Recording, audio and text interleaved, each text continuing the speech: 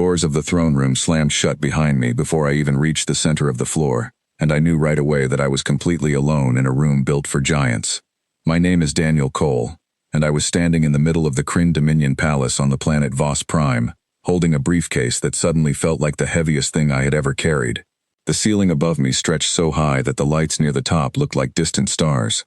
Black glass columns lined the walls, twisting up into shapes that did not belong to any human building. Every part of this place had been built to make visitors feel small, and it was working on me perfectly.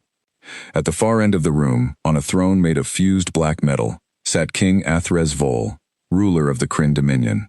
He was easily 11 feet tall, with 4 eyes that glinted like wet stones and skin the color of dark ash. Around him stood 7 guards in heavy black armor, each one taller and wider than any human I had ever seen. Their weapons were strapped across their chests, humming faintly with stored energy. I was the very first human envoy to stand before this king. 8 months of careful planning, translation work, and diplomatic writing had led to this single meeting. My government had sent me here to sign a trade agreement that could open the door to peaceful contact between our two civilizations. I had a translator device clipped to my collar and a case full of documents in my hand. That was all I had brought with me. King AstralVanguard studied me for a long moment, his 4 eyes moving slowly from my face down to my empty hands and back up again. Then he began to laugh. It was not a polite laugh. It was loud, deep, and it echoed off every glass column in that enormous room. His guards joined in a moment later, their strange mouths curling in obvious amusement. "You," the king said, still catching his breath. "You came here alone, no guards, no soldiers, just a small, soft creature with a bag of papers." He wiped at one of his eyes. "Do you understand what happens to messengers who insult the Kryn Dominion with such weakness?" I forced my voice to stay steady. "I did not realize that standing on my own was considered an insult, Your Majesty." "It is an insult," he said, leaning forward on his throne, "when you bring nothing behind you. Every civilization that has ever stood before me has brought warriors, escorts, some proof of their strength. This tells me how seriously to take them. And you." He gestured toward me with one long clawed hand. "You brought a briefcase." The court laughed again, and this time it felt sharper, like the sound was aimed directly at me.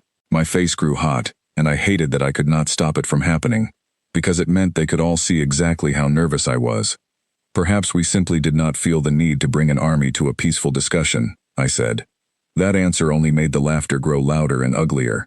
King Athras rose from his throne, unfolding to his full height, and I understood in that instant exactly how his people had managed to conquer so many worlds before anyone dared to stand against them. "Let me show you what real strength looks like," he said, waving one hand toward his personal guards. "These 7 warriors are the finest fighters in my entire dominion. This is what a civilization sends when it respects itself enough to be taken seriously. And what did your people send with you? Nothing, no one at all." I opened my mouth to respond, though I honestly had no idea what I was going to say. Before a single word could leave my lips, the great doors at the far end of the throne room swung open. I did not hear footsteps. That was the first strange thing I noticed. Someone was crossing 40 meters of stone floor, and there was no sound at all, as if the visitor weighed nothing. Then I saw her, and my heart nearly stopped. Sergeant Amara Whitfield walked into the throne room like she was strolling through a quiet park on a sunny afternoon. She was not a tall woman, maybe 5'6" at most, wearing a simple gray coat over lightweight armor. She carried no weapon that I could see. Her hands hung loose and relaxed at her sides. She had been my personal security officer for 3 years, and in all that time, I had never once seen her rush toward anything. She was not rushing now either. The Kryn guards turned toward her, and I watched 4 of the 7 visibly relax the moment they saw her. She looked exactly like the kind of harmless visitor who had made the king laugh at me just moments earlier. I saw King Athras's mouth curl into another smug grin, clearly ready to make a fresh joke at my expense. "Ah," he said, turning back to me, "and here comes your grand escort at last. Tell me, human, does this small creature also carry only papers, or—" "You're late," I said to Amara, mostly because it was the only sentence my brain could manage in that moment. "There was traffic," she said calmly, and kept walking forward. One of the guards stepped directly into her path, more out of habit than actual concern, the way someone might block a servant who had wandered somewhere they were not supposed to go. He reached out a long, clawed hand toward her shoulder to guide her aside. What happened next took only a heartbeat, and I barely caught the details. There was a small, quick motion, controlled and unhurried, and suddenly the guard was kneeling on the floor with his own weapon now resting gently in Amara's open palm. His arm was held at an angle that clearly caused him discomfort, though nothing about the moment looked cruel or excessive.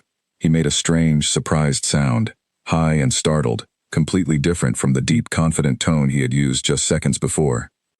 Amara set the weapon down carefully on the floor beside him, almost politely, and continued walking toward the throne as though nothing unusual had happened at all. The laughter in the room had stopped completely. "She is not my escort, Your Majesty," I said into the sudden silence, finding my voice again. "She is the reason I did not need one. You asked what a civilization sends when it truly respects itself." I gestured toward Amara, who had come to a calm stop a few steps from the throne, watching the remaining 6 guards with the mild patience of someone simply checking the weather. "We sent a single person, because a single person was enough. We did not bring an entire fleet to your court because this was meant to be a peaceful conversation. She came with me because if that conversation ever turned dangerous, one person would still be more than enough." King Athrez's 4 eyes shifted slowly from me, to Amara, to the guard still kneeling on the floor holding his arm, and then back to me again. The confident glint that had filled his eyes only moments earlier had completely disappeared. "Your species has only known warfare for a short span of time," he said slowly, choosing his words with new caution. "You hold no empire, no great fleet of ships. What exactly is one human meant to accomplish against 7 members of my personal Ilvath guard?" "You are welcome to find out," Amara said quietly. It was the first time she had spoken directly to him. Her tone remained calm, almost gentle. "Or you could simply ask him." She nodded toward the kneeling guard. "He will tell you the same thing everyone eventually learns. It only ever takes one attempt to understand." For a long moment, nobody in that massive room moved. Then, slowly, King Athrezval lowered himself back onto his throne of fused black metal. When he finally spoke again, every trace of his earlier laughter was completely gone. "Please, sit," he said, gesturing toward the negotiation table that his attendants had nearly forgotten during all the excitement. "Let us discuss these documents of yours, envoy, perhaps with a bit more care than I originally intended." I walked over and sat down, opening my briefcase with hands that were only slightly shaking. Amara took her place quietly at my shoulder, saying nothing more, her posture relaxed and patient. I noticed, however, that not one of the remaining 6 guards took their eyes off her for even a second throughout the rest of the meeting. Not once more did the king laugh. The negotiation that followed lasted nearly 3 hours. King Athrez asked sharp questions about trade routes, mineral rights, and travel permissions between our 2 territories. I answered each one as clearly and honestly as I could, referencing the documents my government had prepared so carefully. Several times one of his advisors leaned in to whisper something in his ear, and each time the king's eyes would flick toward Amara before he responded, as though checking to make sure she had not moved. She never did move much, only shifting her weight occasionally, watching everything with quiet attention. It was strange how much comfort her stillness gave me. Every time my voice wavered slightly under the weight of the king's stare, I would glance sideways and catch sight of her calm expression, and somehow that helped me find my footing again.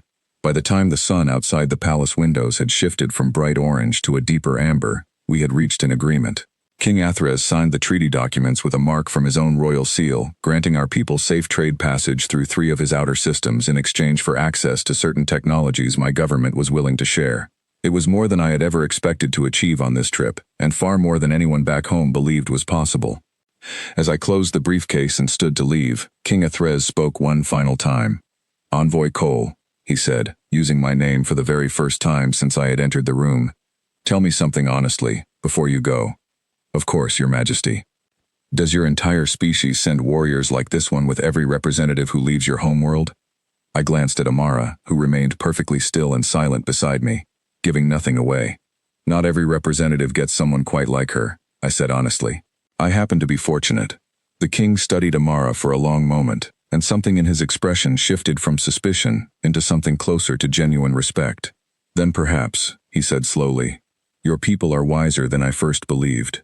A civilization that hides its true strength behind calm and patience is far more dangerous than one that boasts about it openly." I bowed slightly, unsure of the correct response, and turned to leave the throne room with Amara walking silently beside me. The guards parted to let us pass, and I noticed that even the one who had been on the floor earlier now stood at careful attention, watching Amara with something between caution and quiet respect. We walked together through the long palace corridors, our footsteps the only sound echoing off the polished black stone walls. Neither of us spoke until we finally pushed through the outer doors and stepped outside into the bright orange light of the twin suns above Voss Prime. "Was all of that really necessary back there?" I finally asked her, once we were far enough from the palace guards to speak freely. No, Amara admitted, adjusting the collar of her gray coat. But it was efficient. He could have had you removed. Or worse. He could have tried, she said, and there was the faintest hint of a smile at the corner of her mouth. But people like him only understand one language, and it is not the language of paperwork or polite conversation. Sometimes you have to show them just a small glimpse of what you are capable of, and let their own imagination fill in the rest. I thought about the 7 towering guards, each one easily strong enough to overpower me without effort, and the sudden silence that had fallen over that entire room the moment Amara had shown even the smallest fraction of her ability. You realize you just made us look incredibly intimidating to an entire alien civilization, I said. Good, she replied simply. That was rather the entire point of the exercise. We continued walking down the long stone path that led away from the palace, toward the shuttle that would take us back to our ship in orbit. The twin suns cast long shadows ahead of us, and for the first time since arriving on this planet, I finally felt like I could breathe normally again. How long have you actually been doing this kind of work? I asked her, genuinely curious now that the tension had finally faded. Since I was 19, she said. My mother served in security work before me, and her mother before that. It sort of runs in the family, you might say. Did they ever teach you how to handle situations like the one back there, facing down an entire room of hostile guards without breaking a sweat? They taught me that confidence and calm are worth more than any weapon, she said. Anyone can learn to fight. Very few people learn how to stay completely calm while doing it. That calm is what actually convinces people you are dangerous, far more than any show of force ever could. I nodded slowly, letting her words settle in my mind as we approached the waiting shuttle. Our pilot, a quiet man named Oliver Bramwell, gave us a small nod of greeting as we climbed aboard and settled into our seats for the short trip back up to orbit. How did it go down there? Oliver asked, glancing back at us through the open cockpit doorway. We heard some strange readings coming from the palace a while ago. Some kind of brief energy spike. It went well, I said simply, glancing over at Amara, who was already looking out the small window at the palace shrinking below us. Better than expected, actually. Any trouble? Nothing Amara couldn't handle, I said, and left it at that.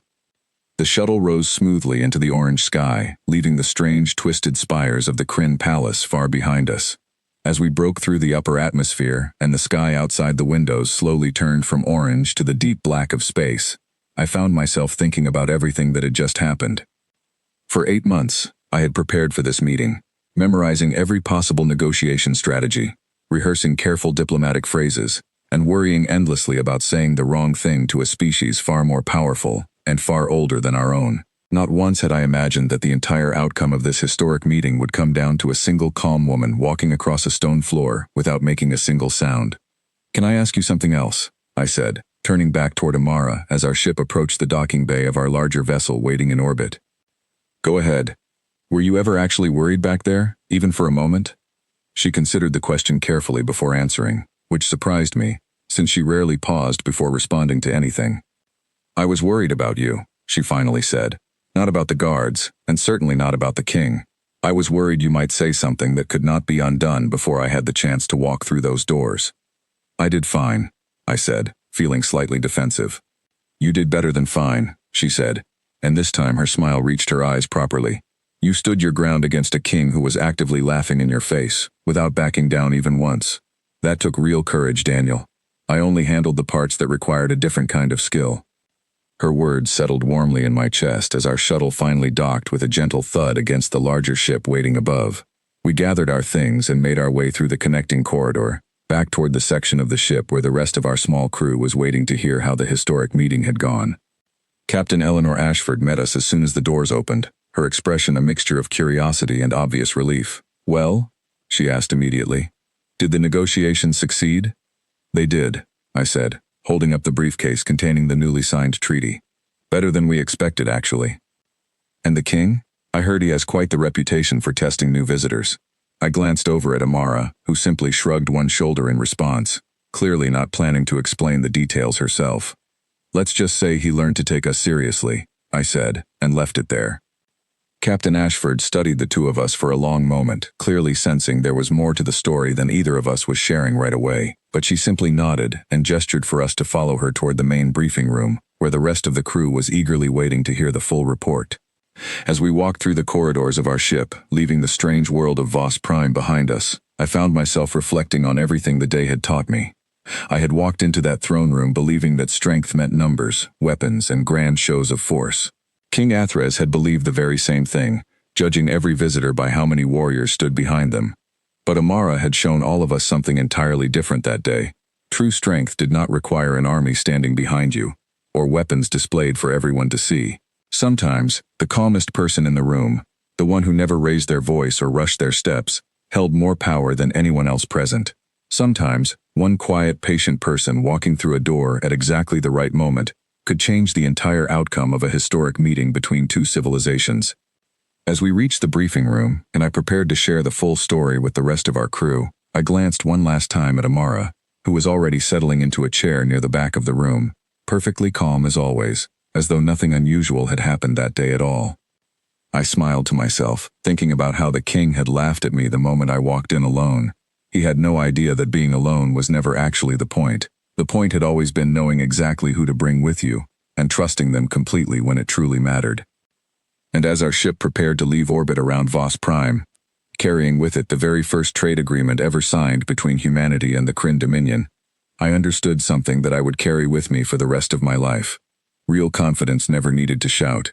It simply needed to walk through the right door, at exactly the right moment, without ever needing to rush.